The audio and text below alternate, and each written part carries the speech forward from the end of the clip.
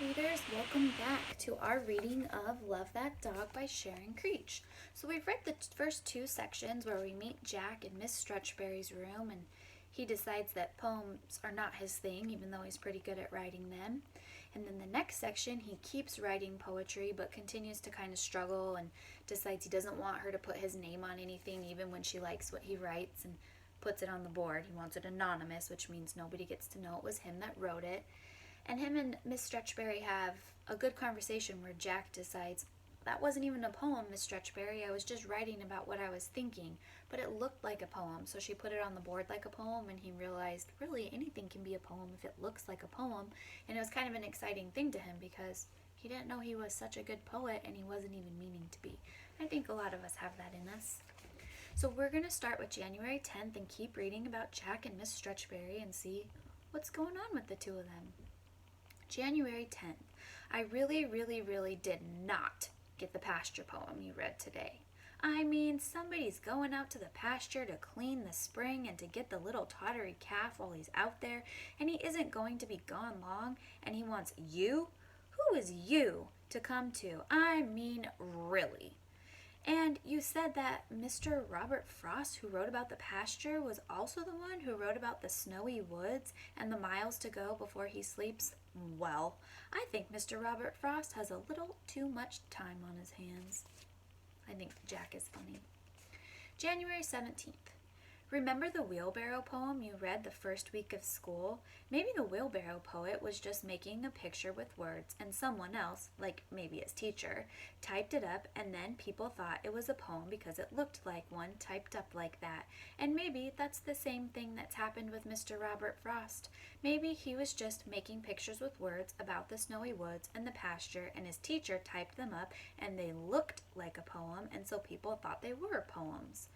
Like how you did with the blue car things and the reading the small poems thing on the board. Typed up like that, they look like poems, and the other kids are looking at them and they think they really are poems, and they are all saying, who wrote that? It's true, right? If it looks like a poem, maybe it is. We don't know. Maybe all these other poets were just writing random stuff. January 24th. We were going for a drive and my father said, we won't be gone long, you come too. So I went, and we drove and drove until we stopped at a red brick building with a sign in blue letters, Animal Protection Shelter. And inside we walked down a long cement path past cages with all kinds of dogs, big and small, fat and skinny. Some of them hiding in the corner, but most of them barking and jumping up against the wire cage as we walked past as if they were saying, me, choose me, I'm the best one. And that's where we saw the yellow dog standing against the cage with his paws curled around the wire and his long red tongue hanging out and his big black eyes looking a little sad and his long tail wagging as if he were saying, me, choose me. And we did. We chose him. And in the car, he put his head against my chest and wrapped his paws around my arm as if he were saying, thank you. And the other dogs in the cages get killed dead if nobody chooses them. Jeez, Jack. January 31st. Yes, you can type up what I wrote about my yellow dog, but leave off the part about the other dogs getting killed dead because that's too sad. And don't put my name on it, please, and maybe it would look good on yellow paper, and maybe the title should be You Come Too. He has lots of suggestions, doesn't he? February 7th. Yes, it looks good on yellow paper, but you forgot again to leave more space between the lines like I did when I wrote it. That's okay, though. February 15th. I like that poem we read today about street music in the city. My street is not in the middle of the city. It doesn't have loud sounds with horns and trucks. Clash, flash, screech. My street is on the edge of a city. And it has quiet music most of the time. Wisp, meow, swish. My street is thin with houses on both sides, and my house is the white one with the red door. There is not too much traffic on my street, not like in the middle of a city. We play in the yards and sometimes in the street, but only if a grown-up or the big kids are out there too. And they will all shout, car, if they see a car coming down our street. At both ends of our street are yellow signs that say, caution, children at play, but sometimes the cars pay no attention and speed down the road, as if They're in a big hurry with many miles to go before they sleep. February 21st. That was so great, those poems you read, that you showed us where the words make the shape of the thing that the poem is about. Like the one about an apple that was shaped like an apple, and the one about the house that was shaped like a house. My brain was popping when I was looking at those poems. I never knew a poet person could do that funny kind of thing. February 26th. I tried one of those poems that looks like what it's about. My Yellow Dog by Jack. So he wrote a poem that looks like this, and it's supposed to look, try to hold it really close, like his dog. My Yellow Dog by Jack.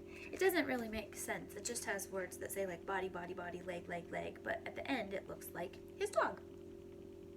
March 1st. Yes, you can type up the Yellow Dog poem that looks like a dog, but this time keep the spaces exactly the same. And maybe it would look really, really good on yellow paper. Maybe you could put my name on it, but only if you want to. Only if you think it looks good enough. March 7th.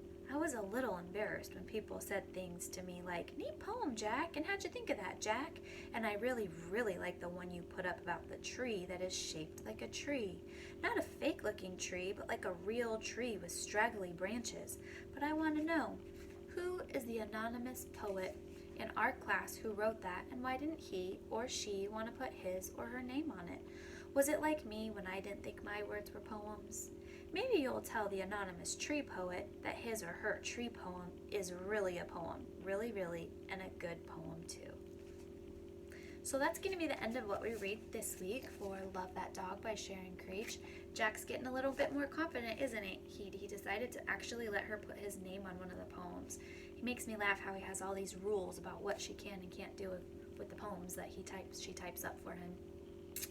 So this week, your challenge is to do a concrete poem. And a concrete poem are the kinds of poems that Jack is talking about with Miss Stretchberry, where whatever the poem that you're writing about is in the shape of your subject. So Jack wrote about his yellow dog, like he writes about everything is about his yellow dog. And so he wrote it in the shape of a dog. And Miss Stretchberry read one to her class that was in the shape of an apple. I'm going to find it for you. And so this is the one that she showed her class, and it's all about an apple. And again, these don't always make sense. Like Jack's didn't actually make sense. It just labeled the body parts of the dog to look like a dog. And this one doesn't really either. Like the little stem right here just says stem. And then the rest of the poem says apple, apple, apple, yummy, yummy, yummy, juicy, juicy, juicy, yellow, green, red, apple, apple, apple, wormy, wormy, wormy. So it doesn't really make sense. It's just in the shape of an apple. So Jack did his like a dog. SC Rig did hers like an apple, or you could do one like a house and do it in the shape of your house where you are right now. Or maybe you love soccer, and so you want to do one in the shape of a soccer ball, or you want to do one like a tree. You could do it, like the branches of the tree are all the words, or whatever you think. But this week, I would like you to write a poem that's a concrete poem, so it's in the shape of whatever the subject is. And like always, I would love it if you shared it with me in the comments, you emailed it to me, something so that I can see all the fabulous work you're doing to celebrate Poetry Month. Have a great one.